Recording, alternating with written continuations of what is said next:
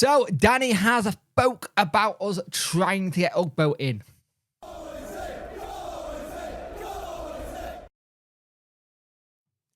Hello and welcome to the video. You could like, share and subscribe to the channel. Much appreciate it. Liking up the algorithm, sharing gets in front of people's faces, and subscribing let me know you like the channel. Hit that notification bell to let you know when video go live. So we're going to cover a couple of topics in this, but we're going to talk about first Ugbo and Sheffield Wednesday transfer pursuit of the man. Now, here's the thing.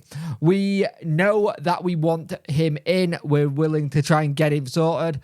The helpful thing is with Man City, with everything that they've done recently, with terms about getting a player in for 30 million to the Troy club, helps a lot.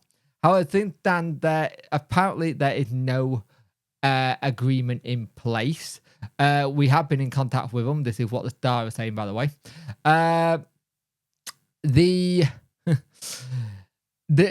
Danny turned around and goes, the latest is that he's not here at the moment. He replied with a smile and asked about the 24, but we'll look at what we can do. He's a crucial player. We know this, but at the moment we have to try. We'll have to look. We need different options. And he's not wrong. We really do need big options. We need players who made a big impact for us last season in the second half. I think it's clear with this point will go on, but I can't promise something now. It's a process. And this is the thing. You've got to make sure you get the process right, because if you don't get the process right and something happens, it could be really interesting. Now, here's the thing. When Danny did an interview with Rob Staten, he kind of did that nervous laugh again that he'd done in previous interviews, and it's given stuff away a little bit again. And then we suddenly, out of nowhere, oh, a deal got done kind of thing. It's happened before. So it's not the first time. It was similar to when he did it at Alfreton Town with Bernard. There was just like a little giggle there and it got done. He goes on to also say, you see that our squad is growing bigger. We have good numbers. We can work hard now. It's about finding the last piece of our picture, and that can be a bit more time. And he's right. We need to make sure it's right for us. The deal's right for the club and right for anyone coming in. Now, here's the thing. There's going to be an unusual format for Wednesday Werder Bremen friendly, apparently. So, again, all articles are from Star. While the boys are out there, done really well, to be fair to them. We're going to be playing them on Friday, and we do have the thing where I'll just quickly put this in here. Pierce Charles is going back with the Wednesday team tonight. He is out of European competition, so he's coming straight back to go and get in with the first team, so which is good. I like that. It's like that. The first thing is to get it all done. But now it's going to be interesting to see what happens. Like, the players have done 45-minute half with Red Bull. The two clubs agreed an unusual format for this week's run out that designed to stretch players' output as they build toward campaign proper football. Support attending will watch 120 minutes of football. Daniel said it's just about controlling the load, and then on Friday we'll play 4 times 30 minutes, which gives us 120 minutes to play. This is fantastic. Part of my schedule to go from 45 to 60 minutes and then the last game to 75 to 90 minutes. Which is interesting. It's interesting that it shows you where you want the level to be. He wants us to be really at a level that's different to anything we've seen before. One thing was clear, I want to have challenges. I don't like having smaller games where you know you will win your goal, but the outcome is not what you need. It's important that we train on one part of training, then we take it into a game. You see immediately where you are. It's like at school. If you take a test, you see where you are. It's good to see. It's a good timing. And that we had the opportunity to play against Red Bull. Also against Brighton, it's perfect. Bremen is a different challenge again. You see it go quickly now, and we have games that then will start for the season.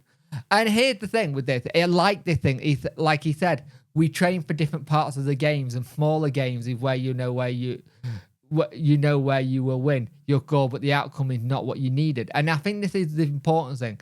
He's not looking at the games as if we win this, it's fantastic. Great, we've done this. He's not looking in that sense.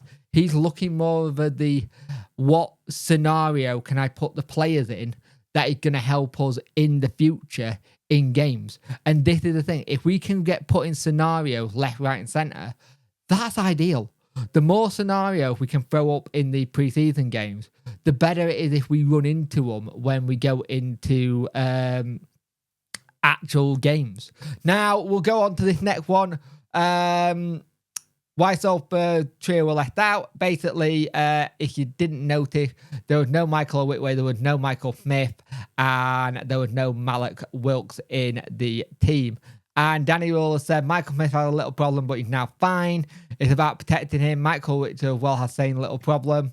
Malik was just a little bit tired in his legs. And people will go on this, and I know what can happen. Well, I got a button for this. There we go. Well, Wilkes has always been tired in his legs, kind of thing. We've not seen much out of him. Relax, it's fine. These things happen. I think it's just balancing the workload of everyone. We've had a first preseason, another preseason, not friendly, but training today. Started really early. It seems like the sessions are very long, very detailed. I like that about Danny. I like seeing what he's trying to do. It'll be interesting because we'll be able to watch the game, hopefully, versus Werder Bremen, and see what things are like.